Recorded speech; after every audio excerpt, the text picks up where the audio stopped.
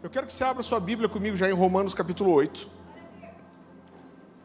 Gente, deixa eu falar uma coisa para vocês enquanto você vai abrindo aí em Romanos 8. Nas últimas 2 semanas, eu fiz talvez o maior investimento na loja ali que a gente fez até agora. Então eu comprei muito material, né? Eu não sei se você sabe, mas sou eu que compro todo o material da loja ali. A gente tem muita coisa que nem as editoras não têm, porque quando tem um livro que é bom e eu vejo que não tem muito estoque, às vezes eu raspo o estoque dos caras e deixo ali. Então é normal a gente ver alguém às vezes que vem aqui um pouquinho antes de começar o culto, aí você vai conversar com a pessoa e ele fala, não, eu só vim para ir na loja, porque vocês têm livros aqui que eu não acho em outro lugar. E uma das coisas que vocês fazem que me dá assim, um orgulho santo, graças a Deus, essa igreja lê muito, né? Então, para a quantidade de pessoas e o quanto a gente movimenta, aquela loja é muito especial para a gente, né? E isso fala da sua fome, fala do seu desejo de crescer, de entender.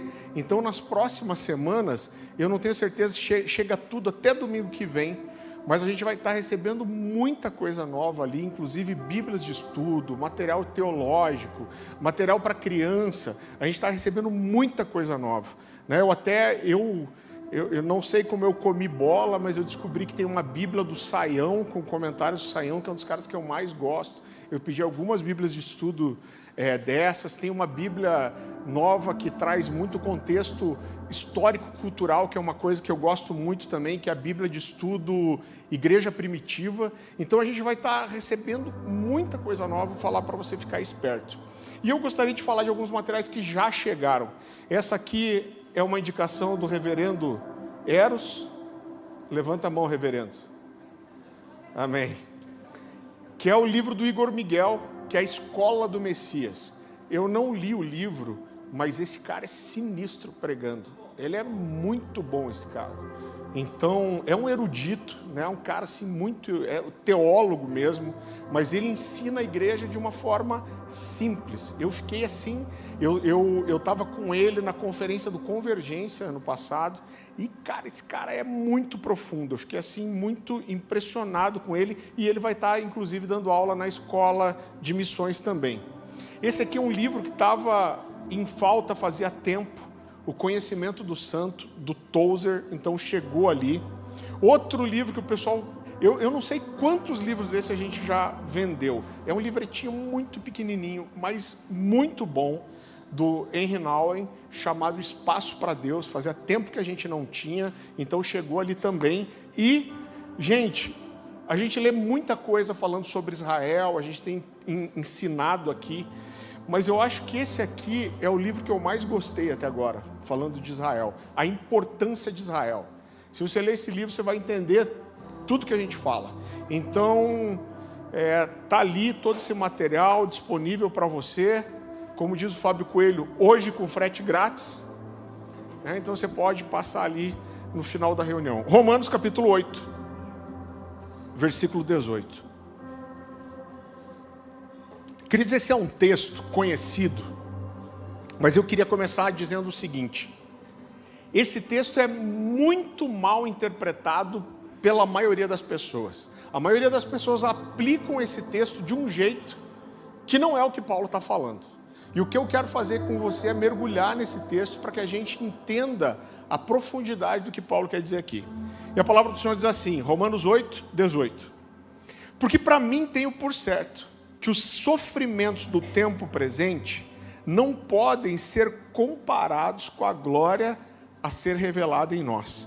A ardente expectativa da criação aguarda a revelação dos filhos de Deus, pois a criação está sujeita à vaidade, outra versão vai dizer à futilidade, não voluntariamente, mas por causa daquele que a sujeitou, na esperança de que a própria criação será redimida do cativeiro, da corrupção, para a liberdade da glória dos filhos de Deus. Porque sabemos que toda a criação a um só tempo geme e suporta angústias até agora. E não somente ela, mas também nós, que temos as primícias do Espírito, igualmente gememos em nosso íntimo, aguardando a adoção, a redenção do nosso corpo.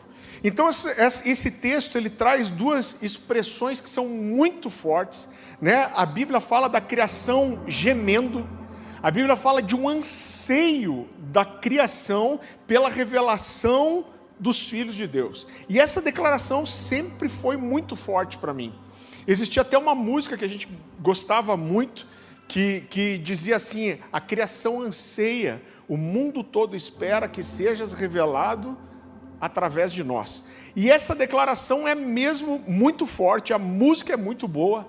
Agora, apesar da música ser muito boa, quando a gente olha para a verdade desse texto de Romanos, existe um erro bíblico aqui nessa interpretação, existe um erro teológico. Então, o conceito geral que as pessoas têm, e esse texto é muito usado em pregação, irmão, tem muito ministério conhecido que usou isso por anos. Qual era a ideia? Gente, o mundo espera, anseia pela manifestação dos filhos de Deus. O que isso quer dizer? A igreja precisa se manifestar, tem algumas formas de entender isso. A igreja precisa ver a manifestação dos filhos de Deus de verdade, assim ela vai ver a Deus. Não que isso seja uma mentira, mas o que eu quero mostrar para você é que não é sobre isso que Paulo está falando. Ele não está falando sobre essa manifestação dos filhos de Deus na era presente que levam o povo à salvação. Então essa ideia de como se o mundo estivesse gemendo por um avivamento, né, que aonde Deus vai ser conhecido através da manifestação dos filhos, não é o que Paulo está querendo dizer aqui.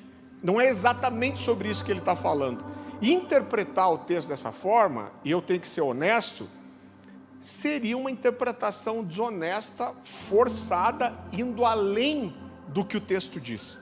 Então a gente precisa ter um cuidado aqui, porque toda vez que a gente vai além do que a Bíblia diz, ou seja, a gente está acrescentando alguma coisa às Escrituras, consequentemente a gente está tirando uma verdade dela também. Se eu não me engano, foi John Stott que disse, ele diz, olha, não existe como você acrescentar alguma coisa à Bíblia sem consequentemente tirar alguma coisa dela. Então, ir além do que o texto diz é muito ruim. Agora, ir a quem também. Então, quando eu olho para esse texto, e se você gosta um pouquinho de teologia, você já vai entender do que eu estou falando. Uma interpretação errada desse texto é talvez um dos principais textos de referência para aquilo que a gente chama de teologia dos 7 montes. Você já ouviu falar disso? Então a gente tem ministérios muito conhecidos aqui no Brasil que acreditam e pregam isso. Qual que é a ideia da teologia dos 7 montes? É que existem 7 áreas de influência. Política, eu não lembro quais são todas. Então tem 7 áreas. E os cristãos precisam ocupar essas áreas de influência para estabelecer um governo debaixo do reino e do propósito e da vontade de Deus aqui nessa era presente. Então a gente não acredita nisso. Por quê? Porque isso não vai acontecer, irmão. O gemido da criação, apesar de ser importante sim, e eu acho que é muito bom quando cristãos ocupam lugares de influência, lugares no governo, mas eu quero dizer para você que isso não é o suficiente para redimir a terra e não é o suficiente para ser a resposta para esse gemido e para esse anseio da criação. Agora, por outro lado, a interpretação errada desse texto faz a gente ter uma visão aquém daquilo que Paulo está dizendo também. Então Paulo está falando uma coisa profunda aqui, que quando você tem esse tipo de interpretação, você não consegue entender. E eu gostaria de mostrar para você aonde nesse texto a gente está normalmente indo além do que a Bíblia diz e está indo aquém. Então o que Paulo está dizendo nesse texto, em primeiro lugar, é que existe um gemido. E esse gemido, ele não é apenas dos homens, não são só os homens que que gemem. Então a ideia que normalmente as pessoas têm é a criação está gemendo, ansiando. Qual é a primeira interpretação? Ela está falando do mundo caído, das pessoas que estão gemendo pela salvação. Mas o que Paulo está mostrando aqui é que esse gemido vai além dos homens. Então o que Paulo está mostrando é que existe alguma coisa errada com o mundo, existe alguma coisa errada com a criação, e que esse gemido não só é humano, mas que ele está falando aqui de um gemido, a gente pode usar essa expressão, um gemido cósmico. O que Paulo quer dizer é que o universo está gemendo. Eu quero mostrar para você depois, Paulo usa uma expressão aqui, que é como se ele falasse assim de alguém que está na ponta dos pés, esticando o pescoço para conseguir respirar e para conseguir enxergar a esperança em algum lugar. Então, ele está dizendo, o mundo está gemendo e está com anseio, esperando por algo. O que o mundo está esperando? A manifestação dos filhos de Deus.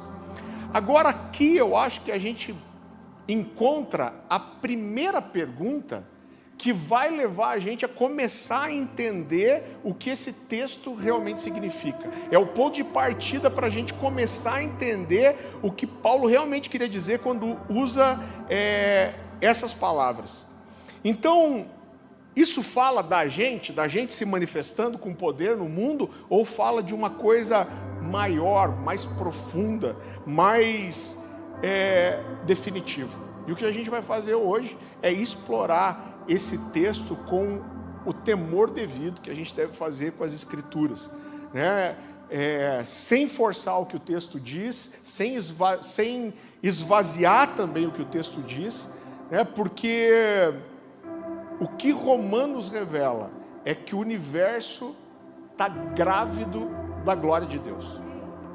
Quando a gente chegar ao final, você vai entender que, em outras palavras, é isso que Paulo quer dizer, e ele está mostrando para nós que a gente faz parte dessa história.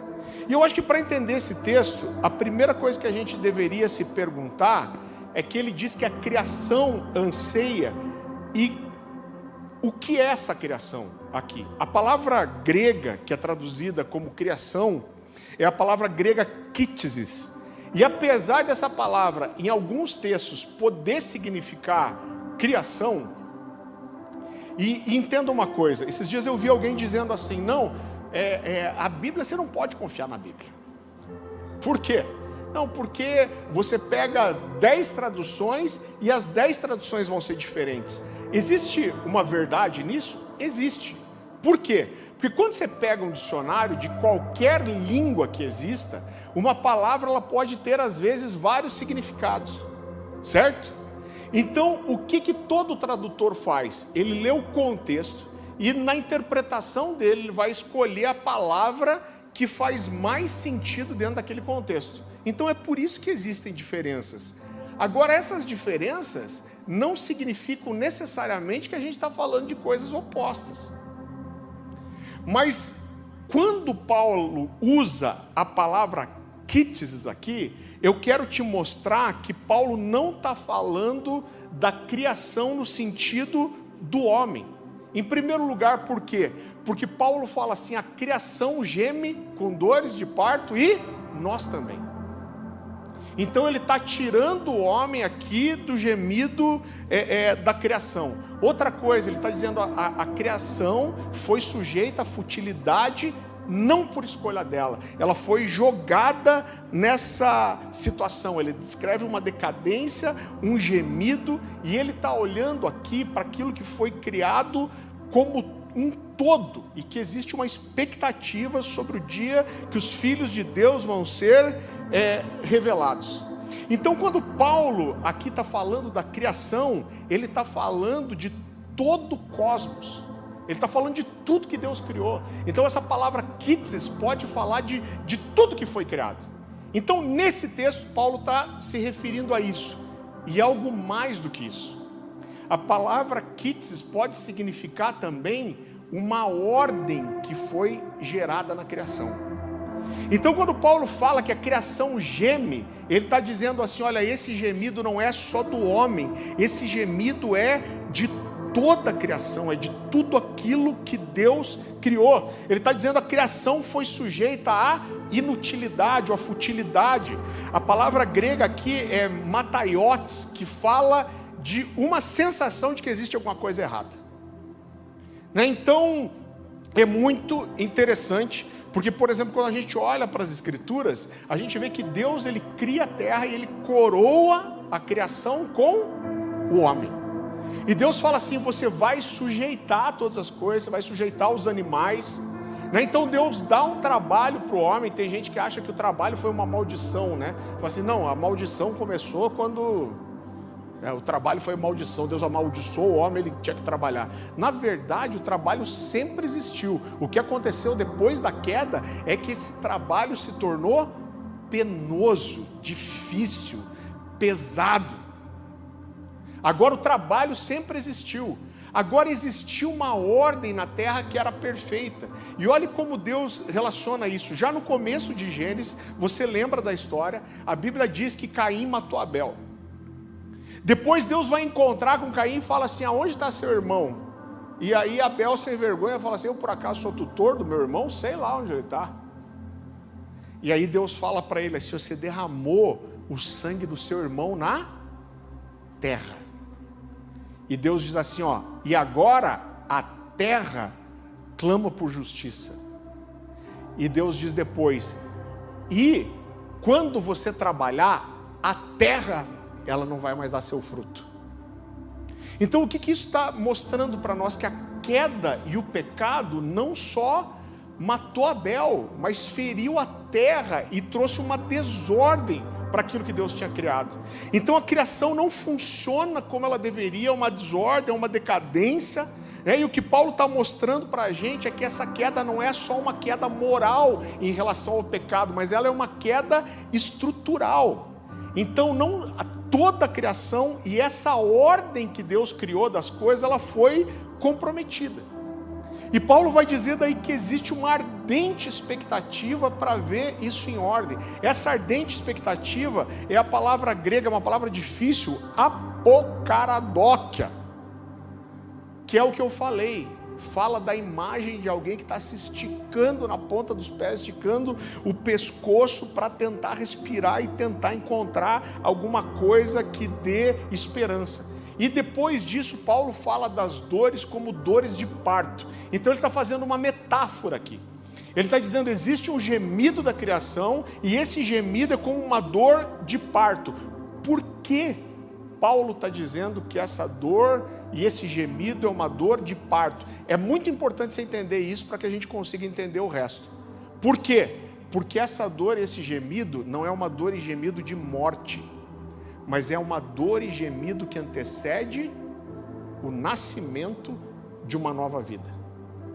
Então Paulo está dizendo assim: existe dor, existe sofrimento, existe gemido, mas essa dor, esse sofrimento, esse gemido não é para a morte, para a destruição, mas é para uma nova vida que está sendo esperada, né? Então existe um caos, existe uma desordem no mundo, existe guerra, homicídio, dor, sofrimento, ira. Então, por exemplo, a gente está acompanhando muito a guerra lá em Israel. Estou falando com o pessoal de Israel. Irmão, o Cantarino, ele é o abençoado Cantarino, que não sai de Imperatriz do Maranhão, foi justamente na semana passada para Dubai, gente. Caiu uma bomba na região que ele estava. Ainda bem que é quase assim uma missão impossível, independente da tecnologia, acertar um cara igual o Cantarino, né? Eu falo assim, cara, é quase impossível, porque nem a chuva acerta ele, né? Né? Então assim, mas ele está preso lá, a gente está orando por ele, não sabe ainda como ele vai voltar. Então, se por um lado eu entendo que a guerra é necessária, porque você pregar a paz, às vezes é impossível sem você pregar a guerra. Por quê? Imagina que alguém entra na sua casa e invade sua casa. Aí você fala: não vou reagir, não vou fazer nada, porque eu sou da paz. Pode levar tudo. Até aí tudo bem. Agora, se esse cara vai ameaçar sua família, estuprar sua filha, sua esposa, e você não faz nada, isso não é paz. Isso é irresponsabilidade, é falta de amor, é falta de... Está tudo errado aí. Então, às vezes, a paz exige uma resposta, né? Então, apesar da gente entender que aquele governo era um governo demoníaco e precisava ser derrubado, por outro lado, a guerra é muito chocante. Eu não sei quantos de vocês viram, mas eu vi a imagem onde era a sede do governo ali. Então você vê, né, os carros na rua, e quando a bomba cai, você vê o carro saindo voando assim, rodando no ar. Você olha, cara, é uma loucura isso. Tipo, qual que é a sensação? Tem alguma coisa errada. Agora, quando a gente está falando dessas coisas, a gente está falando ainda do caos e da desordem em relação à mão do homem. Mas tem um outro tipo de desordem que não é causado pela mão do homem. Porque a gente olha para a natureza criada, a gente vai ver terremoto, maremoto, nevasca. Olha o que está acontecendo em Nova York. Vulcão.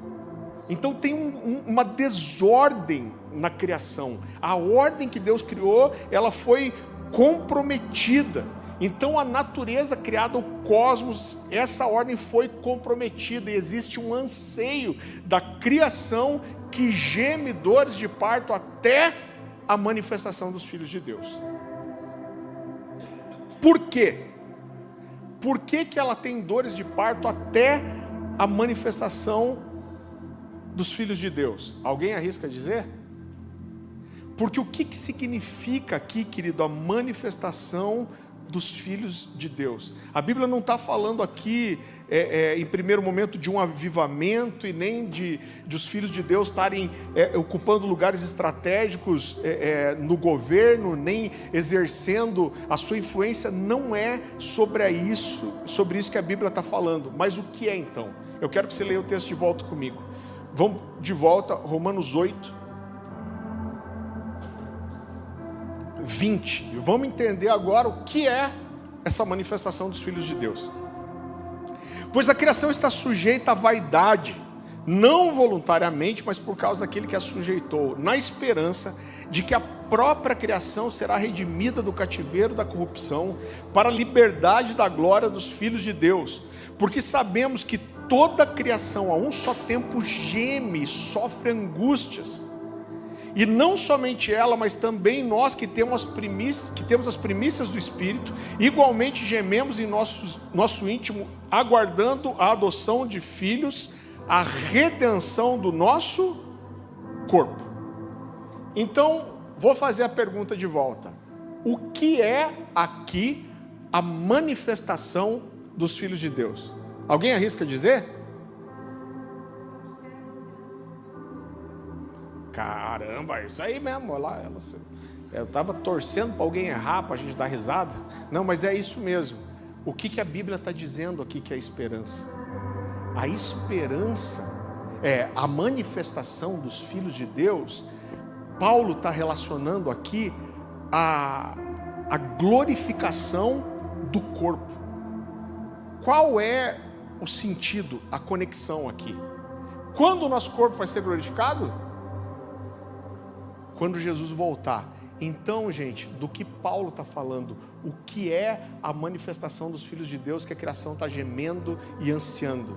O que Paulo está dizendo é o seguinte: quando nós formos glorificados, quando Jesus voltar, nós seremos glorificados. Jesus vai se assentar sobre um trono fisicamente em Jerusalém, e nós vamos reinar com Ele por 1000 anos. Então toda a ordem criada, tudo que está em desordem na natureza, tudo que faz parte da criação vai ser restaurado.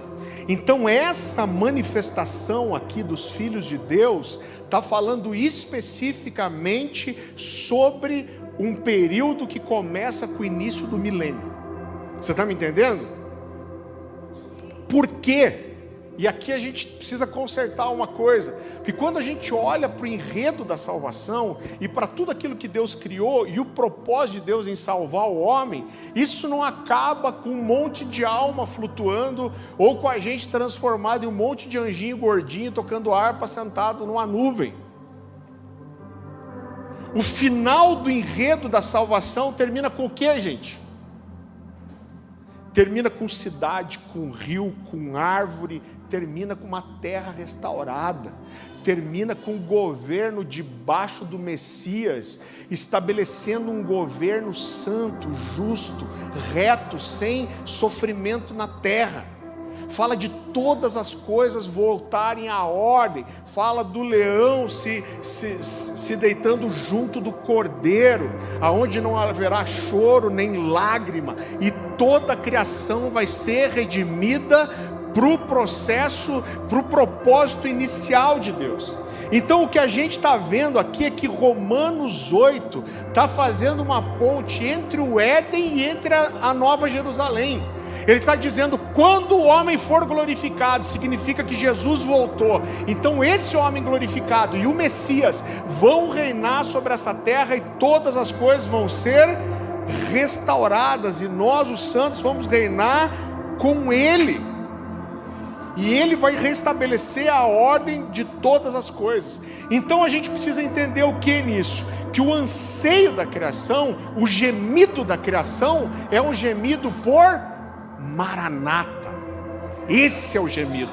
A criação está gemendo e dizendo, Maranata, vem Jesus e coloca todas as coisas em ordem de volta. Está errado, está desgovernado, está em desordem, então volta Jesus, reina e coloca tudo no seu lugar. Então a gente precisa entender uma verdade aqui.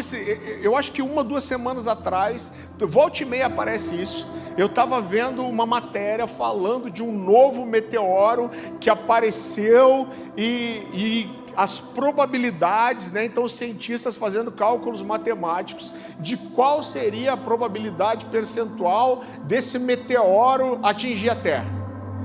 E a ciência é tão sinistra, porque se o eixo da Terra fosse mudado, irmão, um pouquinho, dava ruim e o planeta acabava. Então esses cientistas estão dizendo assim, será que esse pode ser o fim da humanidade, do planeta? Eu posso dizer para você com toda convicção, apesar de toda a desgraça que a gente vê, todo o desastre natural, apesar desse gemido, desse choro da criação, o mundo não caminha para a destruição. Ele caminha para onde? Para um lugar aonde algo vai ser revelado. O que é revelado? Vai ser tirado o véu. E esse planeta, esse mundo, vai ver os filhos de Deus e vai ver a ordem ser restaurada para o propósito original desde o início. Então essa aqui é uma interpretação honesta do texto. É sobre isso aqui que Paulo está falando. E se Paulo está falando sobre isso, essa manifestação dos filhos de Deus não acontece, pelo menos de forma plena, até o retorno de Jesus. O que Paulo está falando mais uma vez é de um grito de Maranata. Agora, por outro lado, existe sim, eu acredito, uma aplicação profética desse texto. Por quê? Porque no mesmo texto Paulo vai dizer que nós estamos gemendo apesar de uma coisa. Apesar do que? Alguém lembra? Apesar de nós sermos as primícias do Espírito. Então ele está dizendo, isso não aconteceu. Não vai acontecer até a volta de Jesus, mas por outro lado, nós temos e somos as primícias. Eu quero te levar para um texto que para mim se encaixa tão bem com isso, e é um texto que eu sinceramente nunca vi ninguém explorando isso, mas para mim ele tem uma verdade clara aqui que normalmente é esquecida. Eu quero que você vá comigo para Hebreus capítulo 6.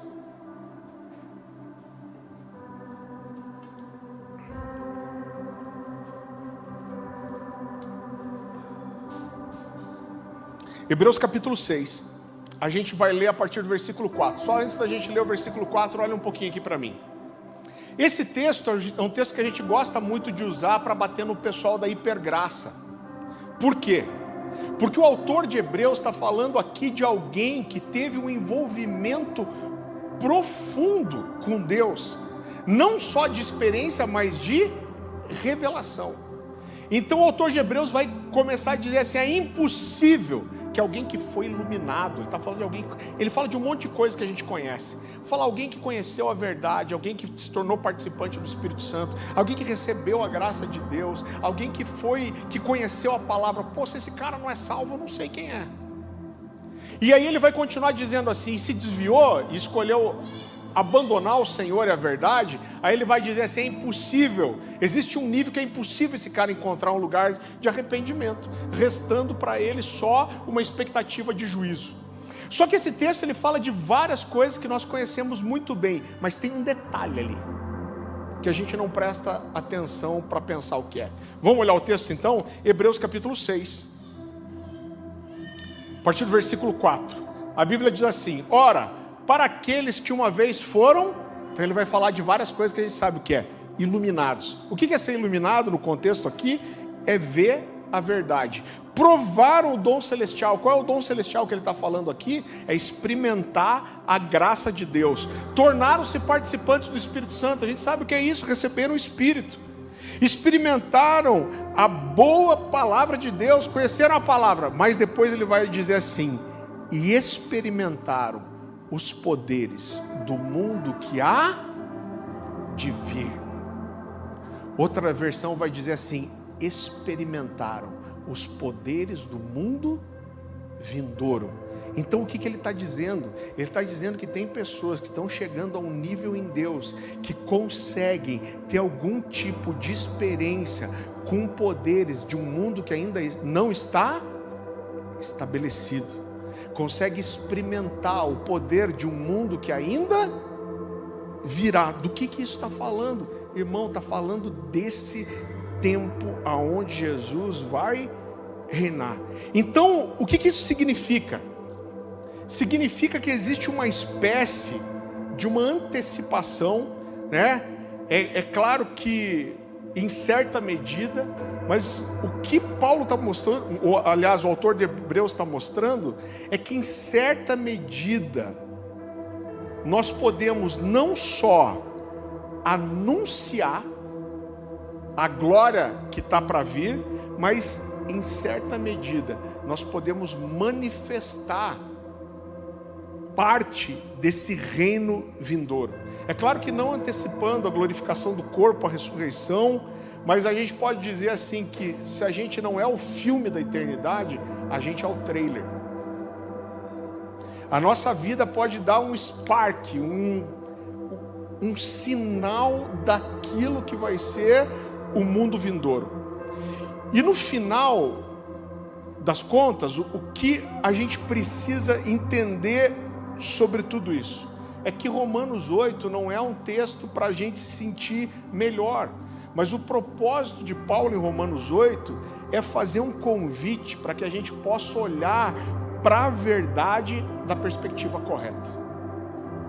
A minha impressão com esse texto é que Paulo está falando aqui de verdades, ele está falando de uma dor real, ele está falando de um sofrimento real, ele está falando de um anseio real, ele está falando de uma desordem real, mas ao mesmo tempo ele está dizendo, mas olhe isso com a perspectiva correta. Qual é a perspectiva correta? Então Paulo não está negando o problema, ele está dizendo, olha, a gente precisa olhar para o mundo e a gente precisa conseguir dizer, cara, não está tudo bem. A gente precisa olhar para o mundo e falar, olha, o mundo está gemendo.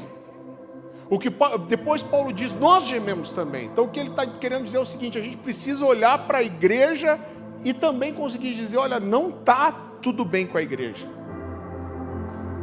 E irmão, o quadro da igreja hoje, em muitos aspectos, eu vou dizer para você a impressão que eu tenho, é um dos períodos para mim mais deprimentes da história da igreja. E uma das coisas que eu mais estudei na vida, que eu mais gosto de estudar, é a história da igreja, mas a gente vive, dos últimos 3 anos, eu acho, uma exposição da nudez e do pecado da igreja que é terrível. A igreja está caindo em descredibilidade. Então, tem lugar, talvez onde você vá trabalhar, estudar, que você fala que é crente, o cara já olha de olho torto para você. Por quê? Porque o cristão, o pastor, está com uma imagem muitas vezes de alguém que é picareta, que é desonesto.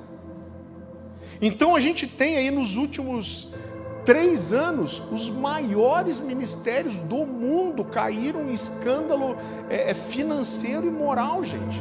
A gente tem o Mike Bickle, era um cara que eu olhava, esse aqui é um cara que eu acho que eu não vou ver cair nunca.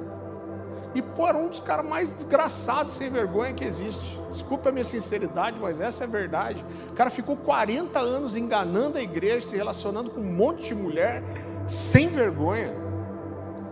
Aí se tem depois a Gateway. Irmão, faz anos que o brasileiro cabeçudo vai lá para os Estados Unidos para visitar a Gateway, a mega igreja, porque a igreja é de maior ordem, maior referência, vamos aprender como que faz. Aí o que acontece? Cai em imoralidade também. A gente tem o cara da FAI, você não conhece, talvez não conheça a FAI, é um ministério mais conhecido fora, mas é um ministério de missões, e eles... eu acho que não tinha coisa em português, eu não tenho certeza, mas eles muniam a igreja de muitos documentários, estudos, e um material incrível.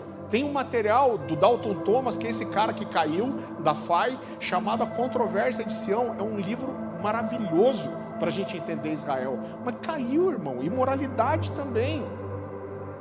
A gente olha, vamos falar a verdade, o Bola de Neve, aí aqui do nosso lado, cheio de escândalo. O Tiago Alicerce aí, detonando todo mundo, denunciando todo mundo, porque todo mundo era errado. Aí a gente vai olhar a vida do cara, sei lá, 20, 30 anos com uma amante.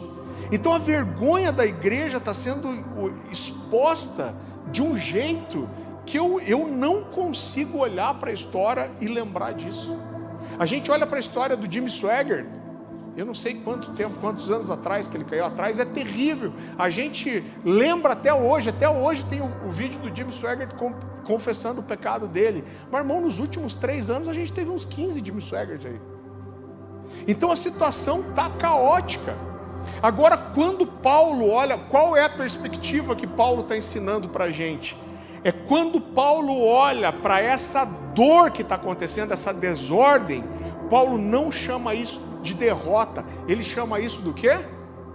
De dores de parto. Ele está dizendo, toda essa desgraça está doendo, mas ela não é uma dor para a morte, é uma dor que nos leva à esperança. Essa dor vai antecipar o nascimento de algo novo, a manifestação dos filhos de Deus. Eu queria que você voltasse só um pouquinho do texto de Romanos 8 comigo, e eu queria que você lesse comigo a partir do versículo 18, são 2 versículos antes só. Então Paulo vai começar dizendo assim: porque para mim tenho por certo que os sofrimentos do tempo presente, então veja, Paulo não está negando o sofrimento, mas ele está dizendo, eu tenho por certo que os sofrimentos do tempo presente não podem ser comparados com a glória a ser revelada em nós. Então ele não está negando o sofrimento, mas ele está dizendo, mas quando eu comparo isso com a glória, não tem comparação. Eu resolvo essa dor emocionalmente no meu coração. Então, mais uma vez, Paulo não está negando o sofrimento, mas ele está olhando para esse sofrimento, para esse caos da forma correta. Como é a forma correta da gente olhar para essa dor e para esse sofrimento? A forma correta para a gente olhar para isso é com esperança. Então ele está vendo o sofrimento, mas ele está dizendo assim, quando uma mulher vai dar à luz, ela sofre, ela geme, e essa é a minha esperança, é isso que eu espero no Senhor. E essa esperança não é uma esperança qualquer, mas é uma esperança de alguém que tem a convicção de ser um filho de Deus. Então o que Paulo está dizendo é o universo inteiro, ele está num corredor de nascimento, e isso deve mudar a forma que você sofre, deve mudar a forma que você vive, deve mudar a forma que você decide. Mais uma vez, ele não nega um sofrimento real, mas ele não se deixa dobrar, ser vencido por esse sofrimento, e a expectativa da glória leva ele a ter uma posição diferente.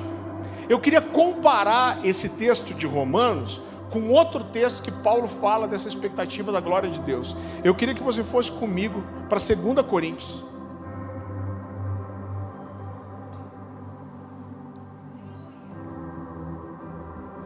2 Coríntios capítulo 4. Versículo 16, agora só olha para mim. Irmão, mais uma vez, Paulo está fazendo a mesma coisa nesse texto. Ele está dizendo, eu sei que está ruim. Eu sei que você olha para o mundo, para as guerras, e é desesperador.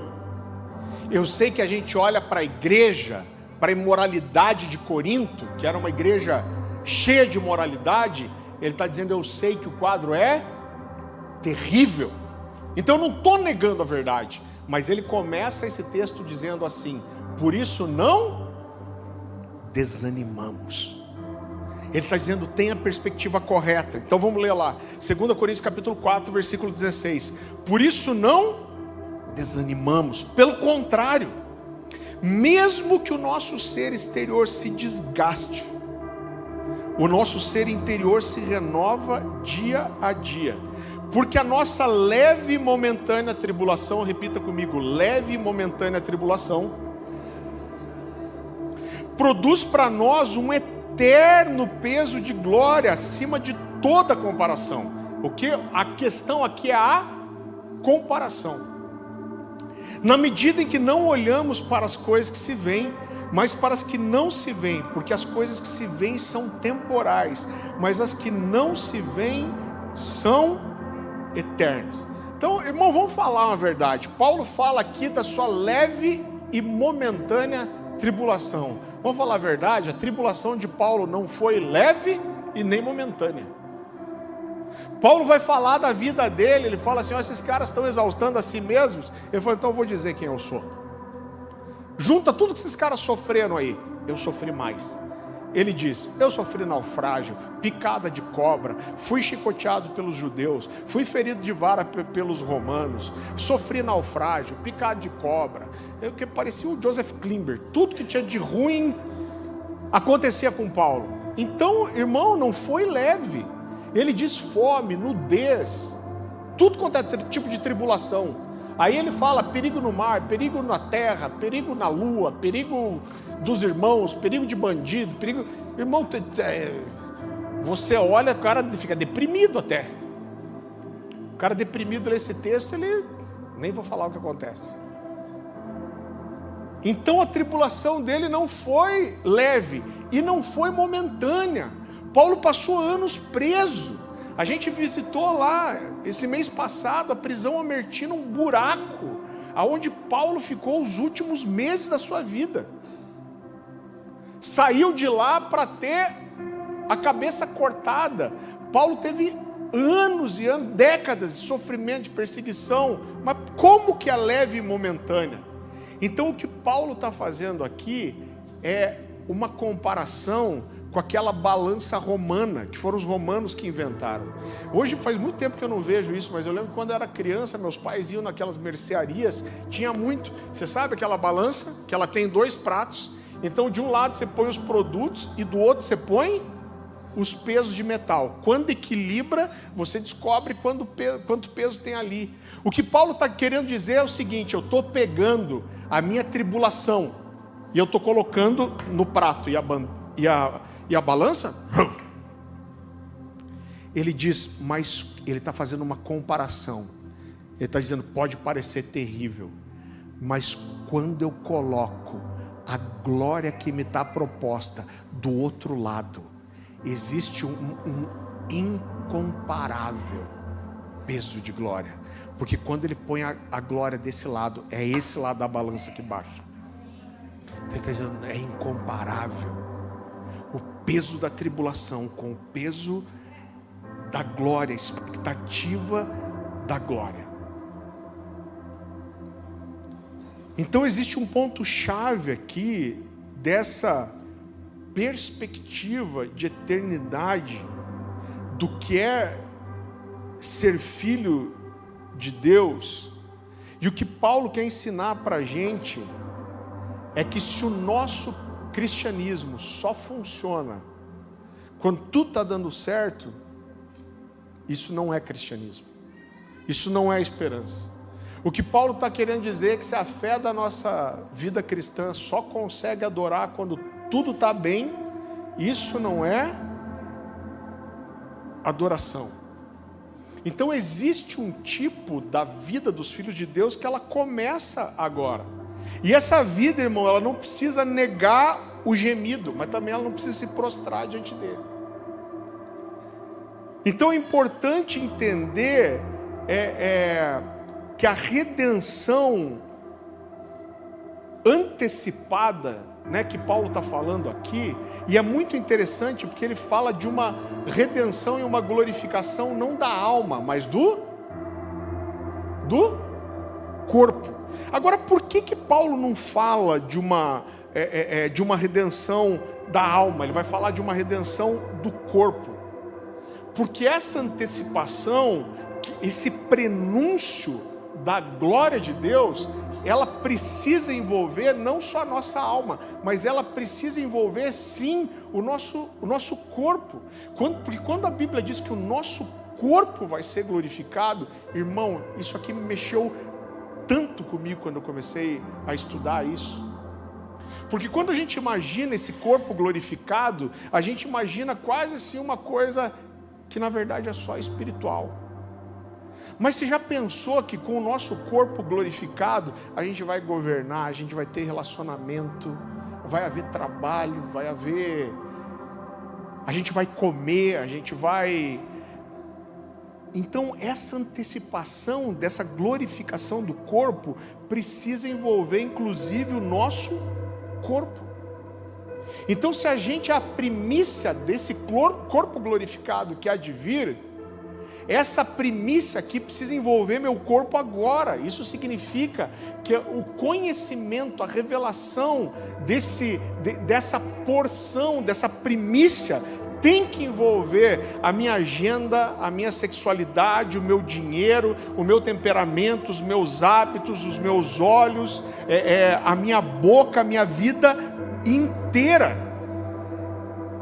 Então essa glória vindoura é antecipada no meu corpo agora. De forma perfeita, nunca. Mas isso traz um peso para mim, irmão. Isso traz um peso para mim, inclusive em relação à santidade. Se eu sou a primícia desse corpo glorificado, eu preciso começar a manifestar agora. É claro que em uma proporção perfeita não, mas essa proporção precisa ser o suficiente para revelar ao mundo, para ser um prenúncio para o mundo do que vai acontecer. Então o mundo precisa olhar para mim, para a forma que eu lido com o meu corpo, e isso precisa comunicar para o mundo uma primícia da glória que será revelada, inclusive no nosso corpo. E aqui a gente pode aplicar Romanos dessa forma, né? De uma forma que a revelação dos filhos de Deus, mesmo que limitada, é capaz de não ser a resposta, mas apontar para essa resposta, esse gemido e esse anseio. A gente pode manifestar isso. Agora entenda o que eu vou te dizer. Ou a gente vai viver como um sinal, um prenúncio dessa nova criação, ou a gente vai ser só mais um eco da desordem e do caos que o mundo vive. Então, ou você vive esse sinal da nova criação, ou você é só um eco da velha, irmão. E como isso confrontou o meu coração em relação às minhas falhas, às minhas limitações, sobre o governo do meu corpo, se eu engordo, se eu não cuido da minha saúde, se eu não administro o meu dinheiro, se eu não administro as minhas relações, se eu não tenho um governo sobre o que Deus é, eu estou sendo um prenúncio da glória que há de vir, ou eu estou sendo um eco do mundo caído?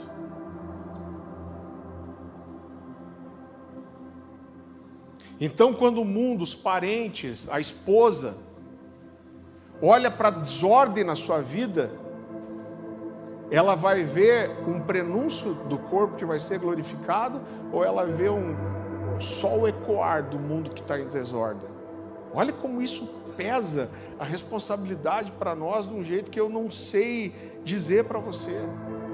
E agora lembre que a criação está na ponta dos pés, procurando, ansiando, gemendo por aquilo que a gente tem para dar para elas, irmão.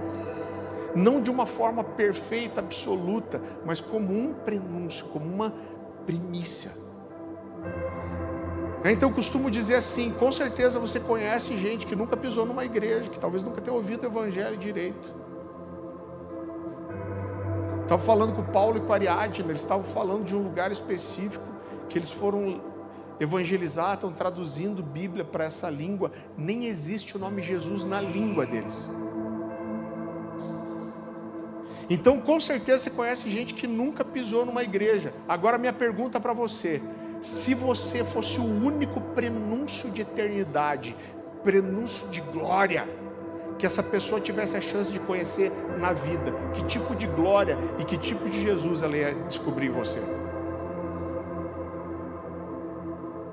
Então essa pessoa está ali, ela não sabe, mas existe um buraco, existe um desespero, existe uma fome, existe uma dor que anseia por descobrir algo que ela não é.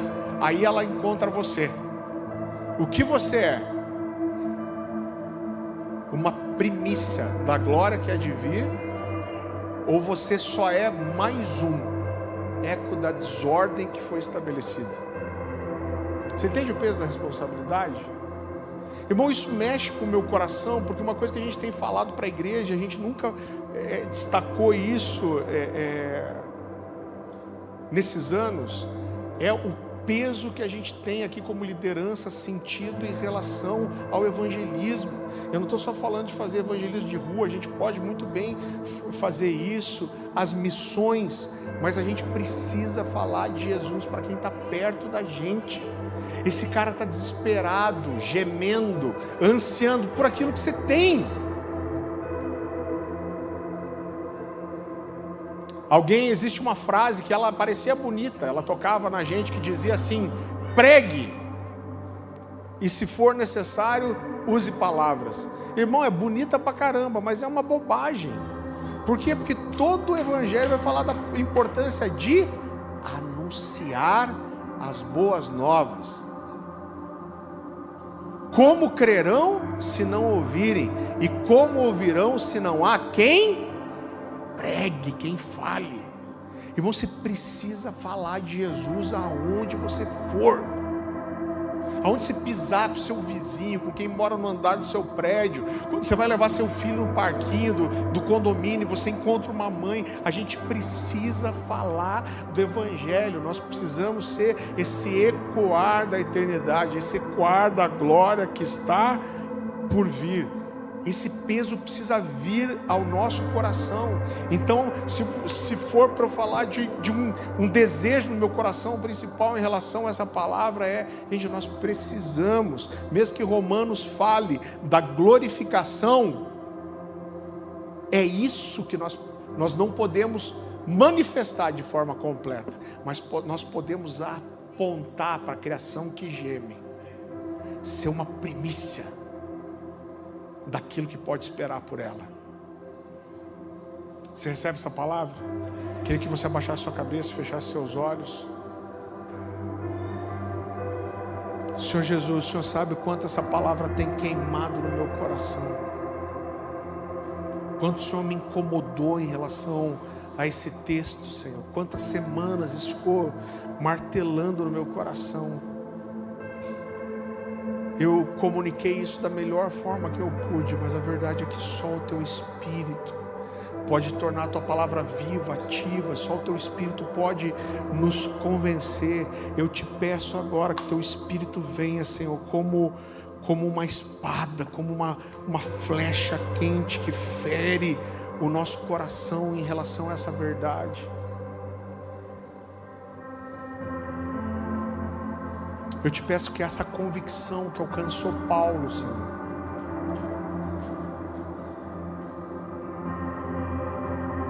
essa convicção que alcançou Paulo possa ferir o nosso coração, que a gente possa ser ferido, convencido por essa verdade.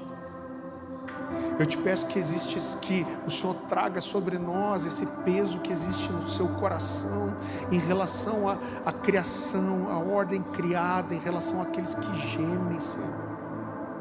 Eu te peço que esse possa ser o ano, Pai, que a gente vai batizar mais pessoas do que batizamos em todos os anos até agora, Senhor. Ah, Jesus, nos faz entender, traz revelação para nós sobre esse texto, essa verdade. Nós queremos anunciar, Senhor, a verdade do Evangelho. Nós queremos anunciar as boas novas, Senhor. Nós queremos ser esse prenúncio da glória que há de vir. Nós queremos ser esses que apresentam para as pessoas os poderes do mundo vindouro. Nos ajude, Jesus. Eu confesso aqui a minha incapacidade, a minha falta de desespero por essa ordem da criação, Senhor.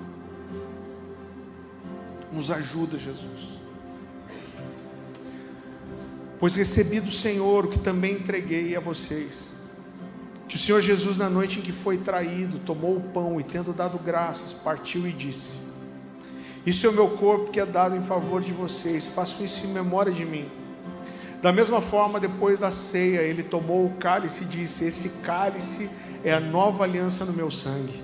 Façam isso sempre que o beberem em memória de mim, porque sempre que comerem desse pão e beberem desse cálice, vocês anunciam a morte do Senhor até que Ele venha.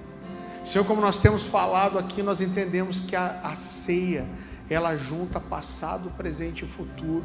A ceia, ela nos aponta para o sacrifício salvífico de Jesus na cruz. Ela nos garante que o Senhor está vivo no presente, está conosco na ceia, mas ela aponta também para o nosso futuro. Ela nos dá essa garantia de eternidade, que um dia estaremos contigo na sua mesa, que o Senhor voltará e reinará no meio do seu povo. Nós comemos o pão e bebemos o cálice em memória do Senhor, e nós anunciamos, Senhor, nós damos a resposta a esse gemido, declarando: Maranata, Jesus, Maranata, Jesus, vem Jesus, vem Jesus, e restabelece a ordem, Senhor. Nós temos essa convicção no nosso coração e nós anunciamos isso com a ceia. Querido, você vai ter a ceia lá em cima e aqui embaixo também, só orientando. É um pãozinho triangular, então não é um por pessoa. Para a gente é importante o partir, o dividir. Então faça um grupo, junte, parta o pão, levante alguém para orar. Pergunta se tem alguém no meio de vocês que está enfermo. Não percam a oportunidade de orar se alguém estiver enfermo. E quando você terminar, você está abençoado já para ir para sua casa. Que Deus te dê uma semana abençoada e continue ministrando o seu coração, em nome de Jesus.